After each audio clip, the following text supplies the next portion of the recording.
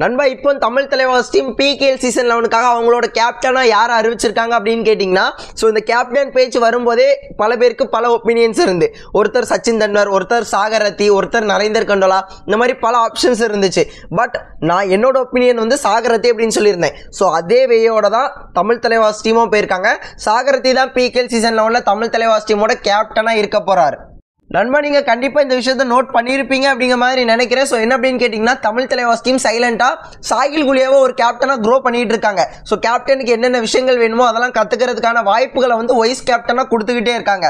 So PKL season 10லையும் கொடுத்தாங்க, PKL season 11லையும் கொடுக்குறாங்க. So கண்டிப்பாக அவருமே ஒரு நல்ல கேப்டன் ஆகிறதுக்கான எல்லா வாய்ப்புகளும் இருக்குது. ஸோ முக்கியமான விஷயம், நிறைய விஷயங்கள் பேசுவார், பிளேயர்ஸ்கிட்ட ஓப்பனாக நிறைய விஷயங்கள் பேசுவார், நிறைய டெக்னிக்ஸ் சொல்லிக் கொடுப்பாரு. ஸோ கண்டிப்பாக அவருமே அந்த லீடர்ஷிப் குவாலிட்டிஸ்க்கான விஷயங்கள் கொஞ்சம் கொஞ்சமாக அந்த அறிகுறிகள் வந்து தெரியுது. ஸோ கண்டிப்பாக அவருமே ஒரு நல்ல கேப்டனாக இருக்கிறதுக்கான வாய்ப்பு இருக்குது.